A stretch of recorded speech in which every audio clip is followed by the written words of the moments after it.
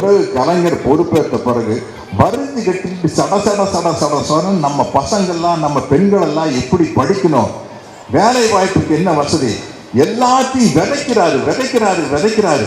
பெண்களுக்கு சொத்தில் சம உரிமை, இதை விட வேற என்னங்க வேணும்?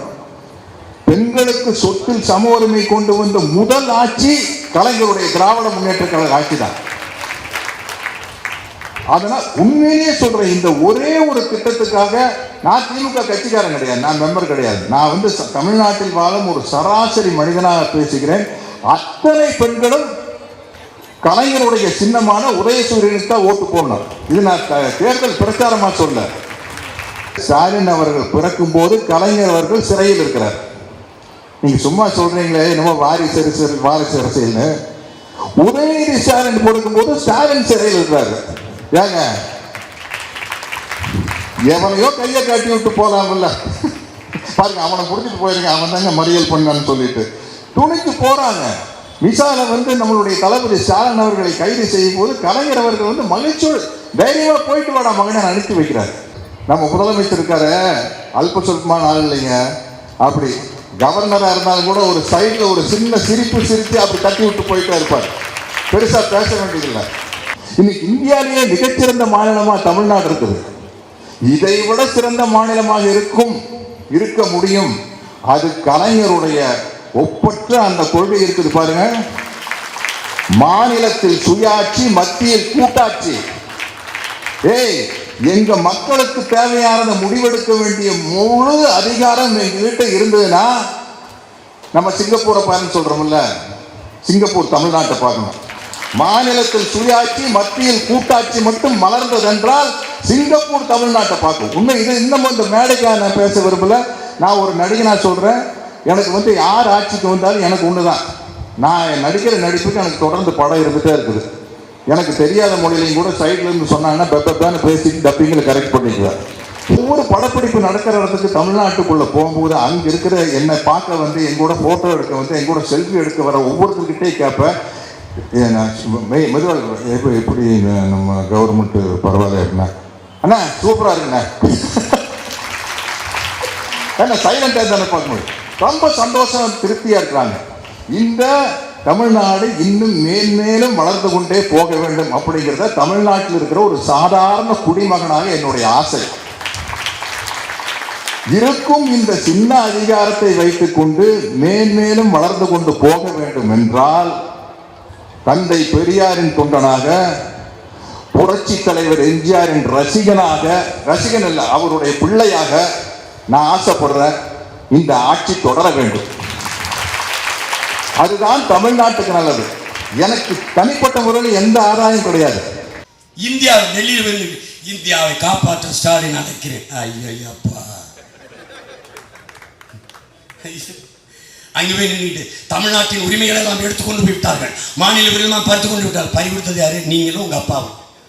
அந்த பக்கம் எம்ஜிஆர் எல்லாம் நீங்க ரெண்டு பேரும் சேர்ந்துதான் கல்வி உரிமை, மருத்துவக் கல்வி உரிமை, சாலை விடுதல் பராமரித்தல், மின் உற்பத்தி விநியோகம், வரி எல்லாவற்றையும் கொடுத்து விட்ட பெருமக்கள் இவர்கள் தான். எல்லா உரிமையும் பறித்துட்டு போனவங்க யார்? காங்கிரஸ், பிஜேபி.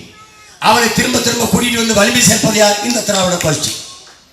இப்ப தெரியுதா ஐயா, நாளைக்கு சேர்த்து எழுக்கிறோம்னு எல்லாரையும் எதுக்கிற மாதிரி தானப்பா இருக்கான்.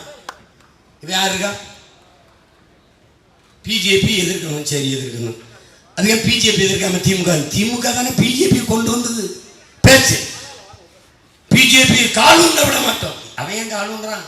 நீ தான் தோல்ல தூக்கிட்டு சுமந்துட்டு வர்றிய. அவன் ஏன் காலூன்றான்? அவனை அடிக்கணும். அவனை 10 அடினா போடா இவனை ஒரு அடி கடுமையாக சண்டை கொடுக்குறது குறுக்க வருது மாதிரி விளக்கி விட போடா அப்படின்னு அவனையும் போடும். வெவ்வேறு இல்லை. இந்திய திராவிடம்லாம் வேற இல்லைடா, ரெண்டு பேரும் ஒன்றுடா. ஒரு நாள் கட்டி பிடிச்சி கை உலுக்கி சங்கமிப்பாருன்னு யார் சொன்னது? கால ஞானி தெய்வ திருமகன் முத்துராமலிங்க தேவர், நம்ம தாத்தா.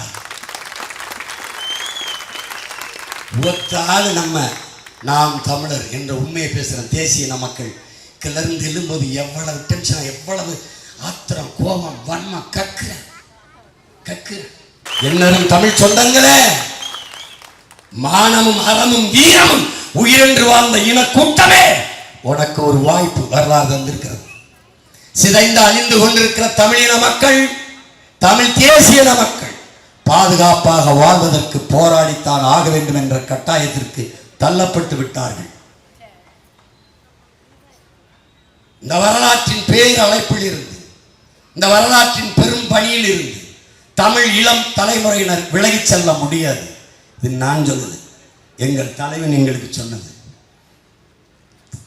தாமதம் என்பது தமிழ் தேசிய பேரினத்திற்கு பேராபத்துங்கிறது. அதனால் தமிழ் இளம் தலைமுறையினரே விழிப்புணர்வே விடுதலையின் முதல் படி என்கிறார் நம் தலைவர். விழித்துக்கள், விழித்துக்கள். உன் விழியை தர வழியாக நம் தலைவனும் அவன் தம்பி நானும் நிற்கிறோம். என் பின்னால் வா, நான் உன்னை சரியாக கொண்டு போய் வழிநடத்தி சேர்ப்பேன் என்றால் என்னை நம்பி வா, இல்லை விலகி குறுக்க குறுக்க ஓடாத. ஏனால் வெறி கொண்டு வருகிறேன், அடிபட்டு செத்து போக. அப்படி விலகி நின்று குறுக்க குறுக்க ஓடவிட. பேச்சை கேட்டு அப்படி போகாத. இந்த பேச்சை நான் ஒரு தீக்குச்சியாக இருந்து ஒரு தீபத்தை ஏற்றிருக்கேன், நீ அதை எடுத்து போய் இன்னொரு 2 தீபத்தை ஏற்று, அந்த தீபத்தை வச்சு இன்னும் 2 தீபத்தை ஏற்ற சொல்லு. ஏற்றி விட்டுட்டே இரு. பற்றி எரியும் ஒரு புரட்சி தீ. அதில் ஊழல், லஞ்சம், பசி, பஞ்சம், கொலை, கொள்ளை, சாதிய இழிவு, தீண்டாமை, அடக்குமுறை, ஒடுக்குமுறை, பெண்ணி அடிமைத்தனம், மதுமத போதை, பாலியல் வன்கொடுமை எல்லாம் பொசுங்கி கருகும். புதிய ஒரு தேசம் பிறக்கும். மக்கள் புரட்சி அதை உறுதி செய்யும்.